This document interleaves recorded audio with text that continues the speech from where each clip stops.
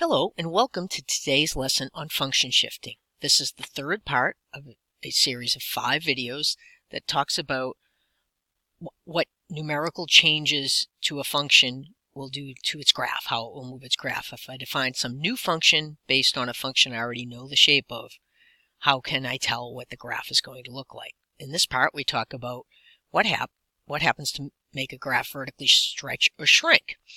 And things like that, we're going to see we could have some new function defined as, say, 3 times our old function. So if I were to write g of x and this were my f of x, we're starting with the same basic function we've been using throughout these videos. My new g of x would be 3 times x minus 1 squared times x plus 3. And as you can see, this part right here is f of x. And f of x was how we find y. So at each x here, the argument's the same, so the horizontal position doesn't change. But what happens is in my new function, g of x, each y coordinate is 3 times what it was for f of x. So this will make the graph go 3 times higher and lower. That's what we're going to see in today's video. So again, we're looking at the same function we've been looking at, x minus 1 squared times x plus 3. It has a 0 at x equals, I'm sorry, I picked the eraser instead. It has a 0 at x equals negative 3, at x equals 1. It has a max, a relative max at about x equals negative 1.7, and a relative min at about x equals 1. The relative max's value is, so where the relative max is negative 1.7, that's the x-coordinate. The y-coordinate is about 9.5. Each grid line on this graph is worth 2 units. And we can see the end behavior as x is moved towards the right, y will continue to move up. This graph will keep going up like that. As x moves slightly to the right, you see y is going to move up. And as x is moved to the left, the y-coordinate is going to keep going down. So the end behavior is it falls to the left, rises to the right, or as x goes to negative infinity, y goes to negative infinity. As x goes to positive infinity, y goes to positive infinity. We are going to be able to affect that end behavior for the first time in the series of videos by the shift we do here. So we're going to pay a little more attention to that.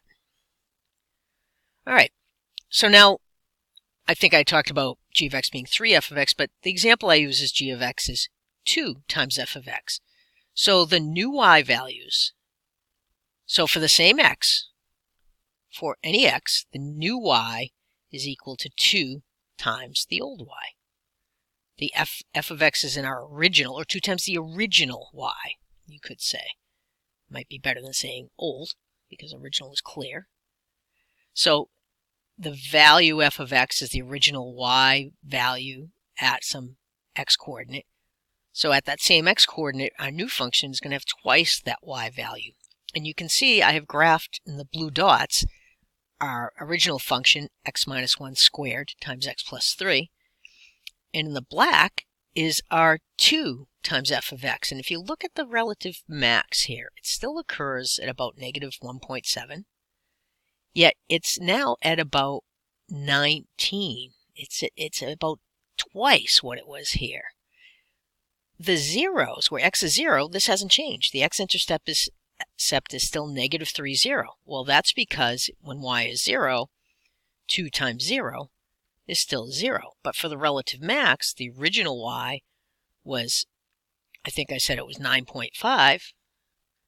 We're going to get about 19 out of that. And you can see that our original y-intercept was at y is 3. Our new y-intercept is at y is, so it was y is 3 right here.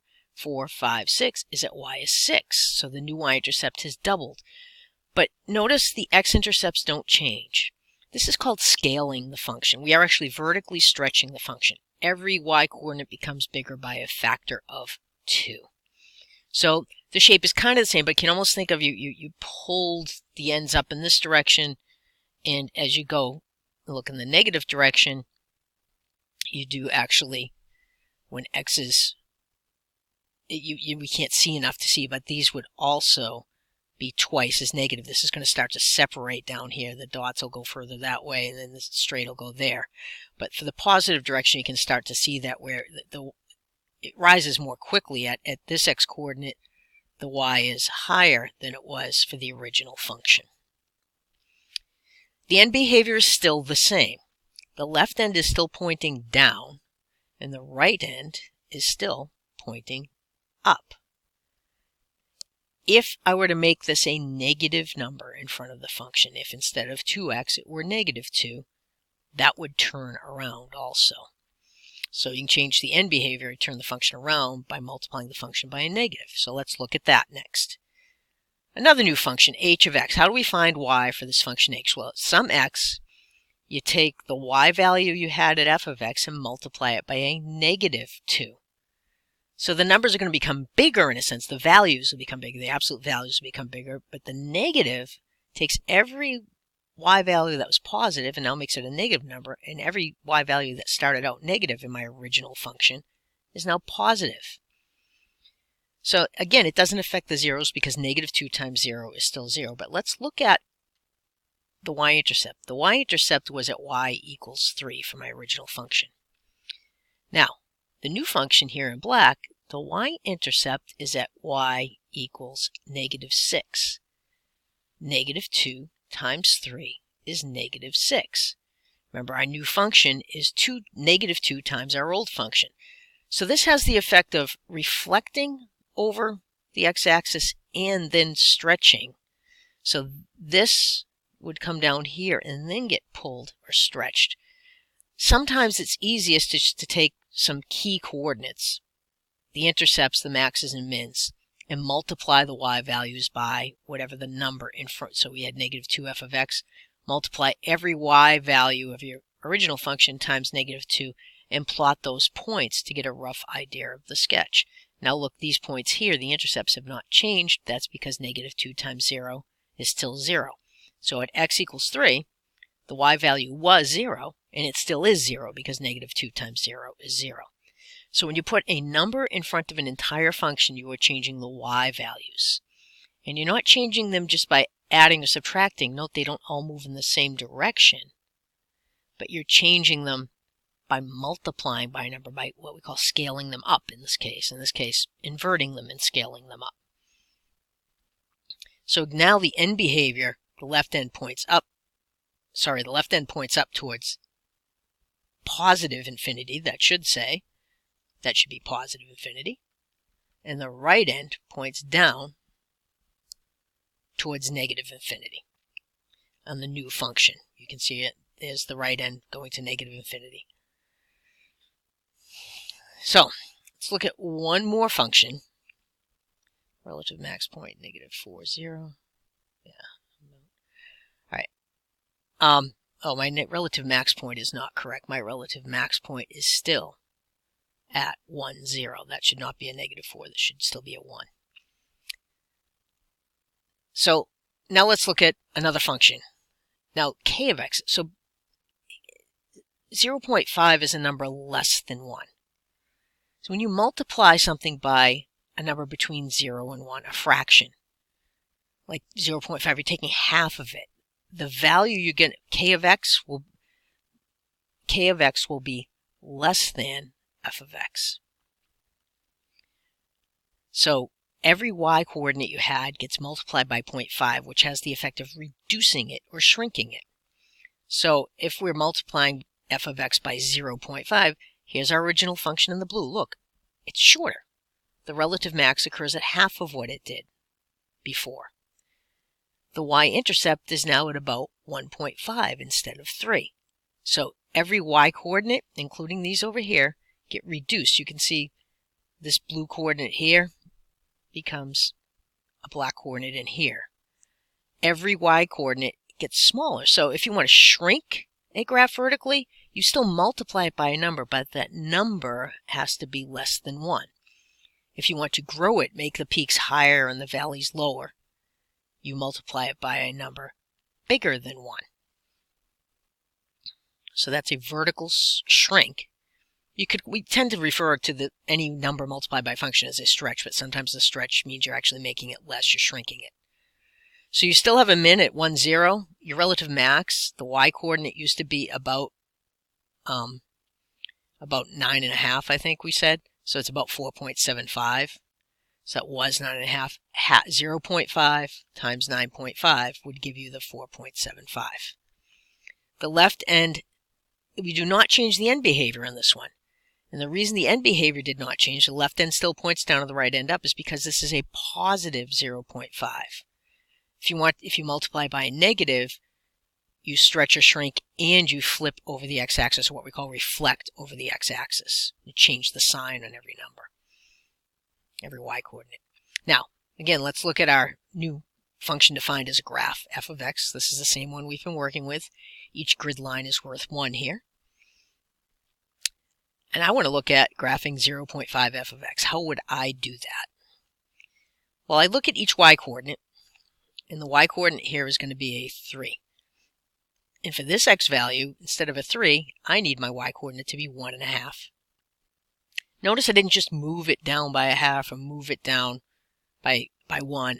I'm multiplying 3 by 0.5. So at x is -7, I see I had a y-coordinate of 2. Well, half of 2 is 1. Now notice the slope of this piece of this line here is going to change.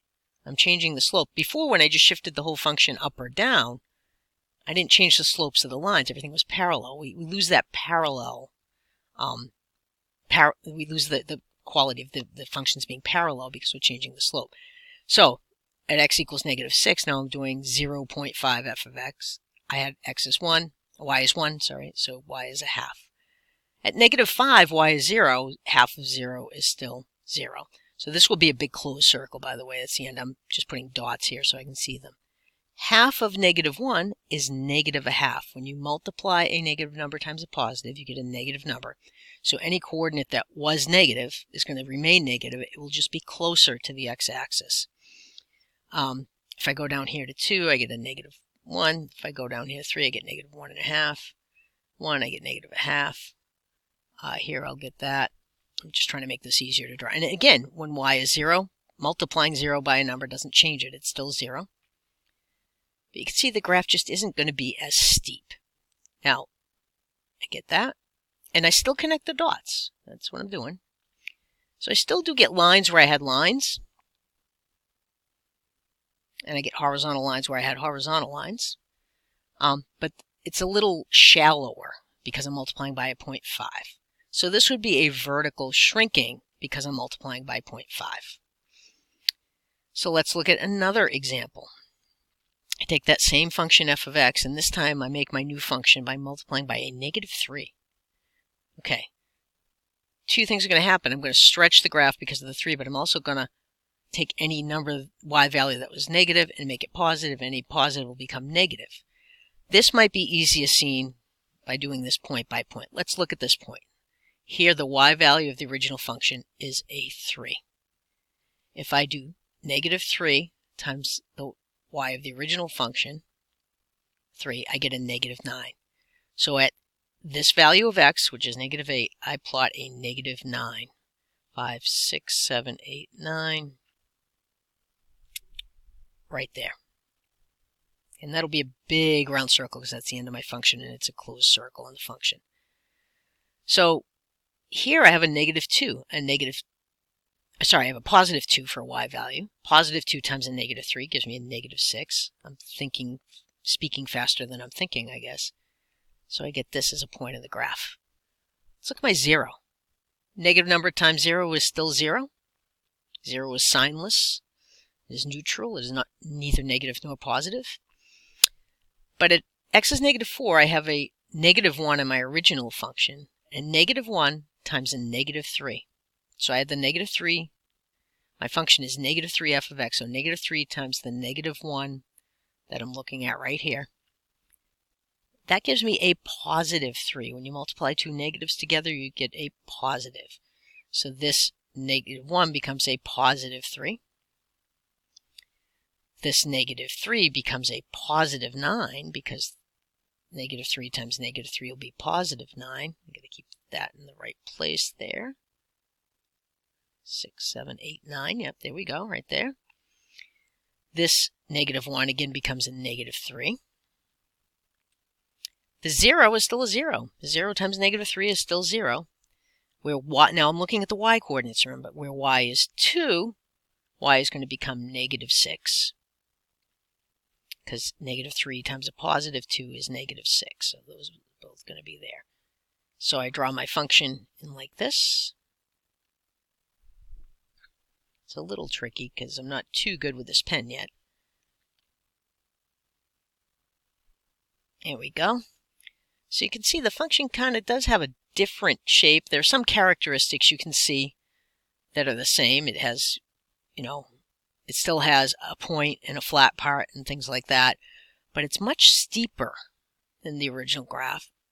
And in this, from x is negative 5 to x is 1, my original function was below the y-axis.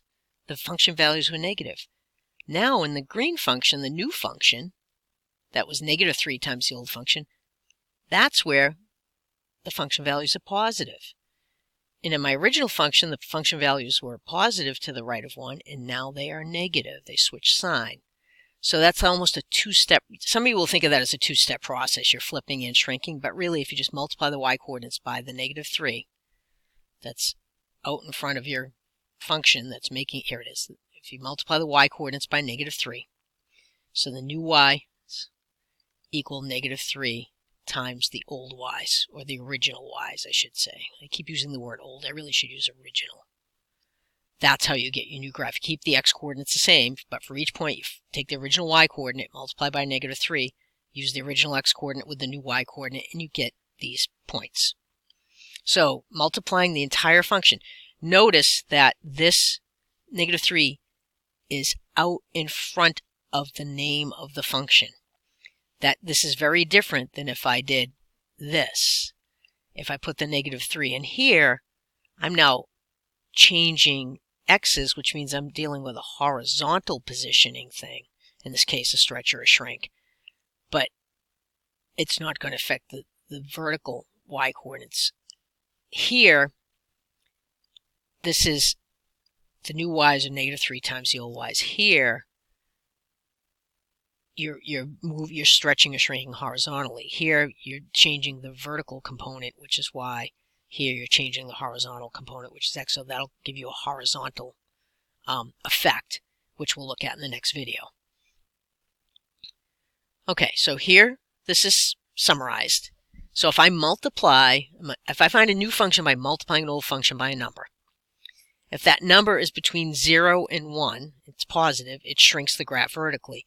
If it's between 0 and negative 1, positive but still a fraction, still a decimal, it's not the absolute value is less than 1, it'll still shrink the graph and it'll flip it over the x-axis. So if the number is negative, you can just start by saying, okay, what's the number? Multiply by y. If the number's negative, it's also going to flip the graph around. The positive y values will become negative, the negatives will become positive.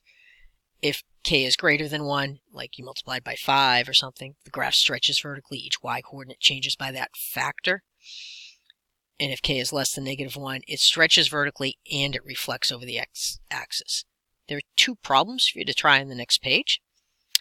So if you take a look at those. Okay, so I want you to try these 2 problems. Stop the video and try this. And see how you do, and we'll go through it when you get back. All right? Okay, you're back. I assume that means you tried this. So I get negative 0.5 f of x. My original function is in the black. It's f of x. And now my new y's are going to be negative 0.5 times my old ones. Well, if I take some of the key points in this function, negative 8, 3, so this is in the original, or my f of x. Negative 5, 0.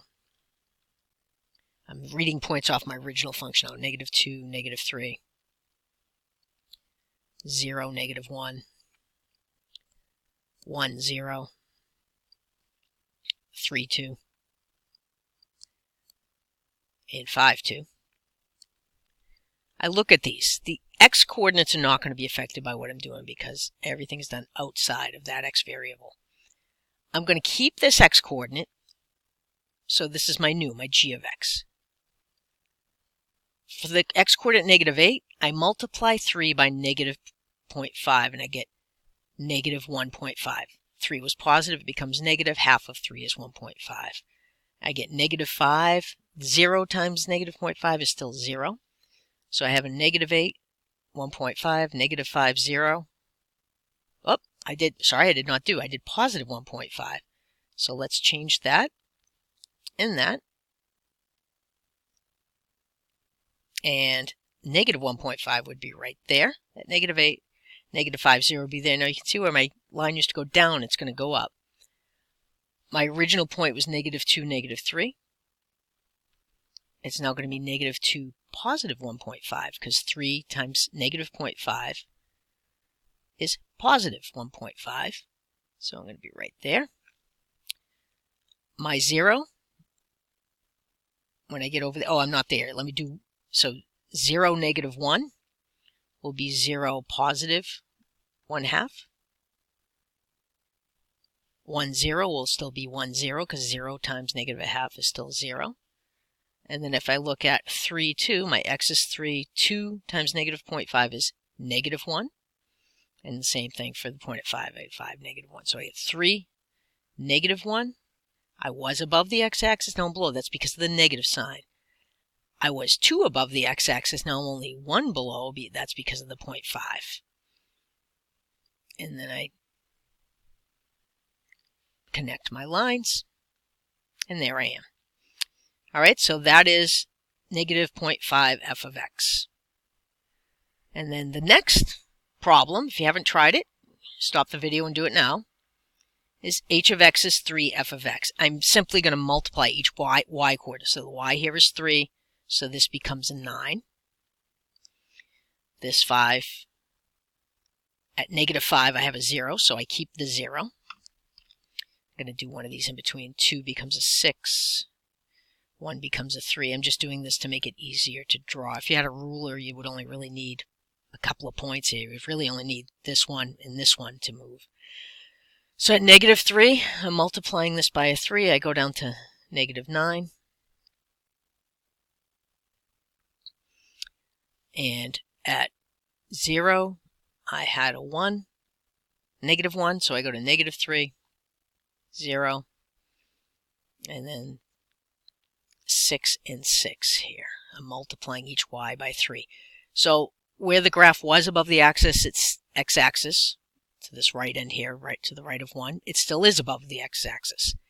The graph was below the x-axis between x's -5 and x's 1, and it is still below the x-axis. Let me redo that. I didn't draw that very nicely. Okay. So I'm trying to get from here to here. That's a little tricky, just eyeballing it. There we go. A ruler would make it nicer. It's a little tricky to put a ruler on the screen and do this, though. And then where I was above the axis, I'm still above, and then where my original graph was below the axis, it's still below. So let me see if I can, oh, sorry about that. Let me see if I can show you the, oh, I didn't draw that well, but you get the idea now. Okay, so here we go.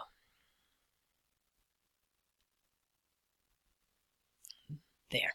Should have gotten something that looks something like that. The minimum is still where the minimum was, but it's much deeper.